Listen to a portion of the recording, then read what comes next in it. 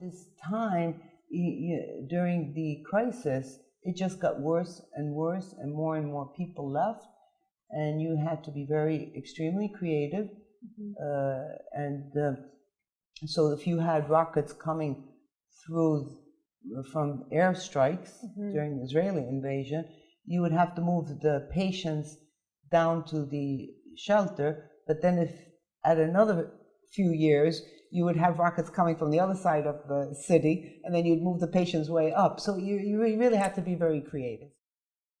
I think the moment that would really hit me is that when people were leaving, there were people who just, most of the foreigners left, a lot of Lebanese left. The nurses also left. We had a lot of Armenians who decided to go. And slowly but surely, month by month, year by year, we were left with less and less staff, whether it was nursing or physicians or other clinical people.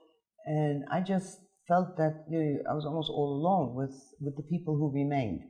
So we had to really, it's like a crisis management, we had to really deal with it. We had wonderful people at the hospital in all professions who were very dedicated and devoted and didn't want to leave.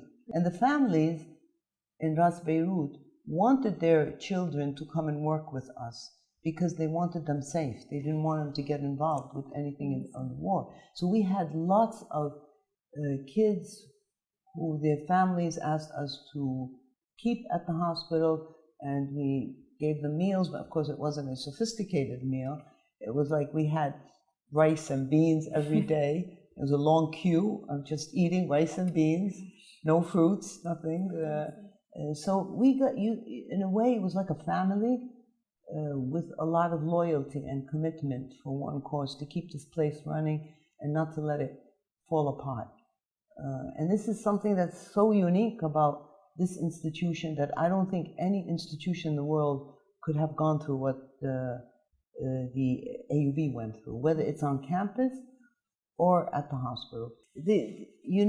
Right after the war was probably even more difficult than at times during the war, because after the war, the people were used to shortcuts, were non-compliant to standards.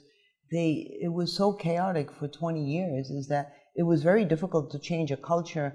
And so it took like almost 3-4 years to work just on communication skills. And this was very, very challenging. It was very frustrating. The biggest joy that I had was actually the last year that I was at AUB, where we got the magnet designation. And the magnet designation is the most prestigious designation of nursing in the world. We were the first hospital to get this designation in 2009 in the Middle East, and the third institution outside the United States in the world. And so for us, this was the designation that proved to the world and proved to the people everywhere that AUB was able to get out of the situation after the war, out of the mess that it went through, and to achieve that level of excellence. And that, for me, was the peak of my joy for being able to leave AUB with that kind of feeling. Accomplishments. Yeah. Yes.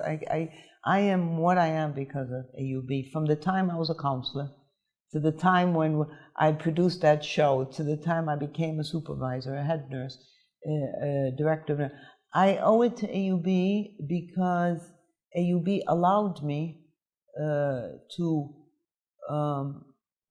develop myself and be courageous enough to try things without a lot of obstacles. And this is the special thing about AUB that helped me. AUB helps you, AUB empowers you. Happy 150th anniversary for AUB.